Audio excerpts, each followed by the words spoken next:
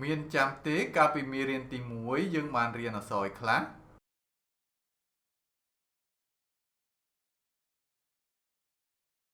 ល្អណាស់គឺមានអក្សរ A B ហើយនិងអក្សរ C សម្រាប់មេរៀនទី2នេះលោកគ្រូនឹងបង្រៀនអក្សរ D អក្សរ E និងអក្សរ F អក្សរទី1សម្រាប់មេរៀនថ្ងៃនេះគឺអក្សរ D ឥឡូវសូមសរសេរតាមខ្ញុំទាំងអស់គ្នានេះគឺអក្សរ D ធំនិងនេះគឺជាអក្សរ D តូចអូខេល្អឥឡូវសូមអានតាមខ្ញុំទាំងអស់គ្នា D D D ល្អណាស់ D dog dog dog dog មានន័យថាសត្វឆ្កែអក្សរទី2សម្រាប់មេរៀនថ្ងៃនេះគឺអក្សរ E ឥឡូវសូមសរសេរតាមខ្ញុំទាំងអស់គ្នានេះគឺអក្សរ E ធំនេះគឺអក្សរ E តូចឥឡូវសូមអានតាមខ្ញុំ E E E ល្អណាស់ E elephant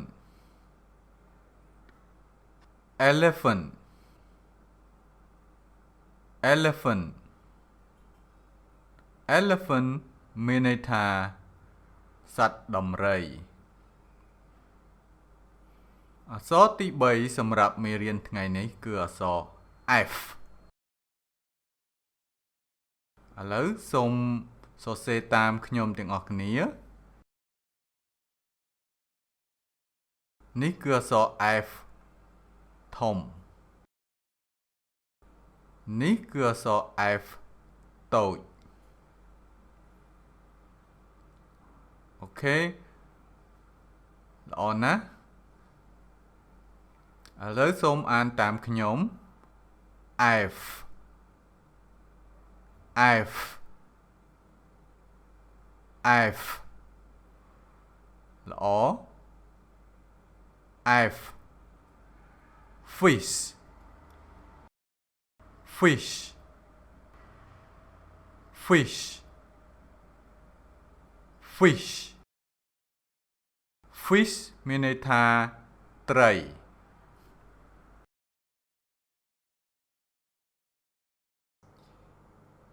អ្នកទាំងអស់គ្នាទើបតែរៀនអក្សរ D អក្សរ E និងអក្សរ F ហើយកុំភ្លេចជួយ share វីដេអូរបស់លោកគ្រូផងដើម្បីឲ្យអ្នកដទៃបានរៀនដូចអ្នកទាំងអស់គ្នាដែរអញ្ចឹងថ្ងៃនេះមុននឹងបញ្ចប់មេរៀនលោកគ្រូសូមរំលឹកមេរៀនតាំងពីមេរៀនទី1រហូតដល់មេរៀនទី2នេះអូខេក្នុងមេរៀនទី1យើងបានរៀនអក្សរ A for apple B for book C for cat ហើយមេរៀនទី2នេះយើងបានរៀនអក្សរ D for dog E for elephant និងអក្សរ F for fish អូខេដើម្បីបានចាំស្ទាត់កុំភ្លេចខំប្រឹងសរសេរនិងអានឲ្យបានច្រើនដងអូខេសម្រាប់មេរៀនថ្ងៃនេះលោកគ្រូសូមលាតែប៉ុណ្ណេះបាយ